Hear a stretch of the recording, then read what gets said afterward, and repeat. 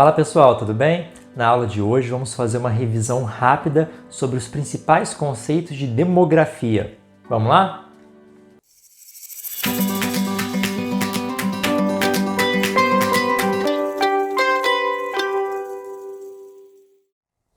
Demografia é a ciência que estuda a população, o crescimento populacional, as relações populacionais. E dentro dessa ciência existem alguns conceitos que são importantes da gente conhecer. Vamos começar com a taxa de natalidade.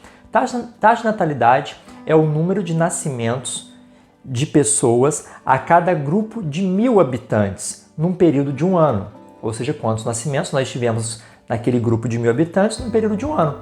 Taxa de mortalidade é o número de óbitos num grupo de 1.000 pessoas num período de um ano. Geralmente esses dados eles vêm acompanhados do símbolo por 1.000, né? Mas às vezes podemos representar esses números através de porcentagem.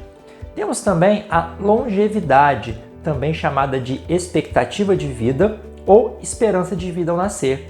Esse índice mostra quantos anos uma pessoa espera viver nascendo, morando naquele país, naquele estado ou naquele município, segundo as condições educacionais, socioeconômicas, de saúde. Temos também a taxa de fecundidade. A taxa de fecundidade mostra a média de filhos por mulher em idade reprodutiva. E aqui no Brasil, o IBGE considera dos 15 aos 49 anos. Aqui no Brasil, atualmente, a taxa de fecundidade da mulher é de menos de 2 filhos. Ou seja, a mulher brasileira ela está cada vez mais tendo menos filhos. Por quais motivos? Ela está ingressando mais no mercado de trabalho, ela está estudando mais, então ela está fazendo um melhor planejamento familiar, optando assim por ter menos filhos. Temos também um desdobramento da taxa de mortalidade, que é a mortalidade infantil, que são crianças que morrem antes de completar os 5 anos de idade. Por que a gente desmembra a mortalidade infantil da mortalidade? Porque esse índice ajuda a verificar o estado da saúde do país. As crianças, elas são muito vulneráveis. Então, se existe um índice de mortalidade infantil muito alto, quer dizer que a saúde naquele país está muito ruim, porque ela não está cuidando bem dessas crianças, que são, dentre a sociedade, né, as pessoas mais frágeis, junto com os idosos. Então, você medir a saúde dos idosos e a saúde das crianças, no caso através do índice da mortalidade infantil, é um bom indicador de saúde daquele estado, daquele país, daquele município. Bom, se a gente tem a taxa de natalidade e a taxa de mortalidade, se a gente fizer uma subtração entre esses dois índices, natalidade menos mortalidade, a gente vai ter o crescimento vegetativo. Crescimento vegetativo é a diferença entre a taxa de natalidade e a mortalidade e mostra mais ou menos como está o saldo entre nascimentos e mortes naquele país. Só que o crescimento vegetativo ele não é um índice que mostra o real crescimento do país. Por quê? A gente precisa considerar também a taxa de migração. O que é a taxa de migração? É a diferença entre a imigração e a emigração do país. Vamos lembrar que imigração são as pessoas que entram no país. Emigração são as pessoas que saem do país. Então, para você verificar o real crescimento de um país, você tem que considerar a taxa de crescimento vegetativo, que é natalidade menos mortalidade, e acrescentar aí a taxa de migração, que é a imigração menos a emigração. Então, você vai conseguir ter esse crescimento real do país, porque você vai ter o número de nascimentos, o número de óbitos, o número de pessoas que entram no país, o número de pessoas que saem do país. Um gráfico que ajuda bastante a gente a verificar quais são as principais características de uma população é a pirâmide etária. O que é a pirâmide etária? É um gráfico de barras que mostra a distribuição da população por faixa e sexo. Ou seja, você vai ter várias faixas etárias de 0 até 60, 70, 80 anos, aí vai depender do país. E essas barras elas são divididas em duas partes. De um lado homens, de outro lado mulheres. Então a gente sabe quantas mulheres e quantos homens existem naquele país, naquele estado, naquele município, em cada faixa de idade. Isso é bom porque ajuda a fazer o gerenciamento dos recursos econômicos, né? Os recursos da política. Então, saber o quanto tem que construir de escola, o quanto tem que investir em educação, o quanto tem que investir em saúde dos idosos, a questão da aposentadoria, né? Então, ajuda a fazer um gerenciamento melhor desse país, da cidade, do estado. E falando de imigração, já comentei com vocês a diferença entre emigração e imigração. Existe um conceito relacionado a isso, que é a migração de cérebros. O que é a migração de cérebros? É quando uma pessoa ela vai sair de seu país buscando uma qualidade de vida melhor. Mas essa pessoa ela vai ter um curso superior, ela vai ter algum grau de especialidade. Ela não consegue um bom emprego na sua área, no seu país, geralmente um país subdesenvolvido, e ela vai buscar um país um pouco mais desenvolvido para conseguir esse emprego. Então é muito comum, por exemplo, profissionais formados que eram moradores da África irem para países emergentes como Brasil, Chile, Argentina, buscando empregos em áreas específicas, nas suas áreas de formação. Lembrando que nem todos os migrantes, né, na verdade a maioria dos migrantes, não saem dos seus países por conta disso, para melhorar de vida. Eles saem dos países de maneira forçada, porque se eles permanecerem nos seus países de origem, a sua sobrevivência pode estar prejudicada. Por conta de quê? Por conta de pobreza extrema, falta de trabalho, uma saúde muito ruim, ou eles estão fugindo de guerras, de conflitos, fugindo de perseguições políticas, religiosas, o que nos leva a um outro conceito que é o de xenofobia. O que é a xenofobia? É a aversão, é a hostilidade contra o estrangeiro. Então, a pessoa de um país ela vai ser xenófoba quando ela olha para o estrangeiro de uma maneira hostil, ela vê nele um inimigo.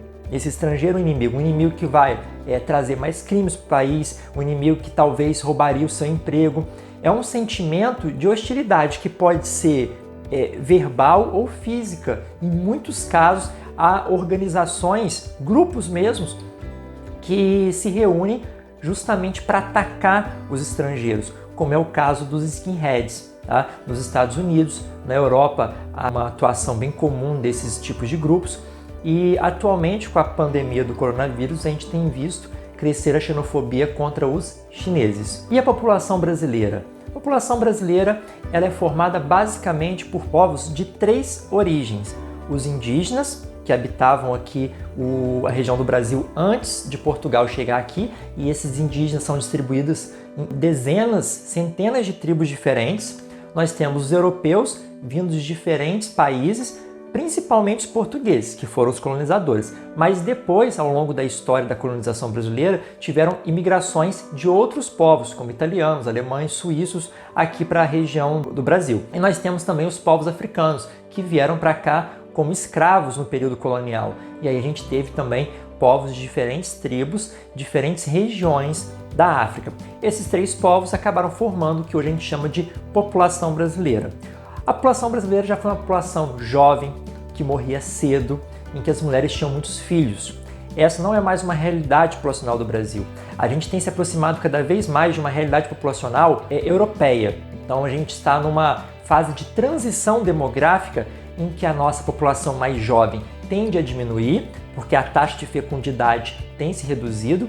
Na década de 80, as mulheres tinham 3, 4 filhos, a média, né? Hoje em dia, essa média, como eu falei para vocês, é menor que 2.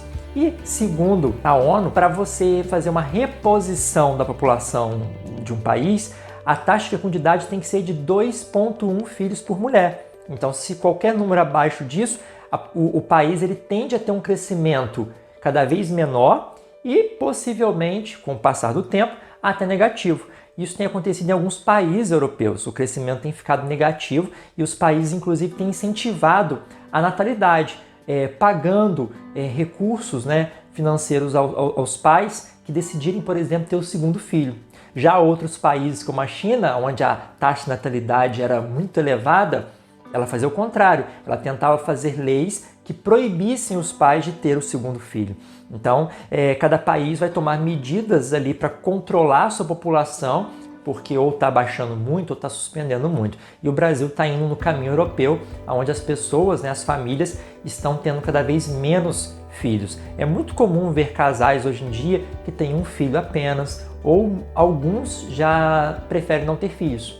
Isso está crescendo no Brasil. Nossa população também está envelhecendo. O número de idosos tem aumentado muito. No começo do século XX, por exemplo, a expectativa de vida do Brasil girava em torno dos 40 a 50 anos, né? Menos que 50 anos até. Hoje em dia, essa expectativa de vida é superior a 70 anos, então a gente cresceu muito nesse ramo da longevidade. Por que a gente teve esse crescimento?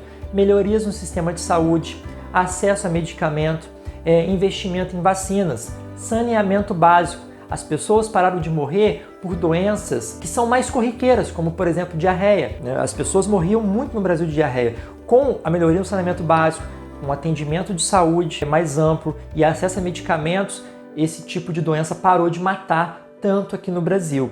A gente sabe que essas doenças ainda matam muito em outros países mais pobres, como por exemplo os países africanos, mas não é mais uma realidade no Brasil. Porém, o número de idosos acaba trazendo alguns problemas, né? Problemas que os governos precisam gerenciar, como por exemplo, a falta de jovens, né? Com a redução do número de jovens, com o tempo vai acabar faltando força no mercado produtivo, no mercado brasileiro, ou seja, vai ter emprego e não vai ter jovens suficientes para trabalhar. Jovem que eu falo, me refiro aos adultos, porque como hoje a gente tem um número menor de jovens, com o passar do tempo, esses jovens acabarão se transformando em adultos que vão tentar ocupar empregos, vai ter uma quantidade enorme de empregos no futuro e essa quantidade de jovens não será suficiente. Como é que a gente sabe disso? É o que tem ocorrido em alguns países da Europa e, como eu falei, o Brasil está se encaminhando para uma realidade parecida com a europeia. Já na outra ponta da pirâmide, com o crescimento do número de idosos, a gente vai ter problemas para o gerenciamento de aposentadorias. A gente já viu recentemente um embate aí político por conta da revisão da questão da aposentadoria no Brasil, e essas revisões devem acontecer com mais frequência. Ela já vem acontecendo há alguns anos e devem continuar acontecendo, justamente para fazer a balança equilibrar. E aí existem várias outras questões que a gente pode discutir nesse ponto da Previdência, como de onde vem o dinheiro, se está certo fazer essa reforma da forma como fizeram, mas isso aí fica para outro momento. Mas o fato é, o Brasil, num futuro próximo, terá que enfrentar esses problemas demográficos, né? Gerenciar melhor essa população, a não ser que imigrantes venham para cá e compensem esse déficit populacional que o número de nascimentos, né, do Brasil não está compensando. Bom, pessoal, então essa foi a nossa revisão. Tá? Estudem bastante, compartilhem esse vídeo, curtam aí, mandem para os colegas, se inscrevam no canal, não se esqueçam disso e até a próxima aula. Tchau!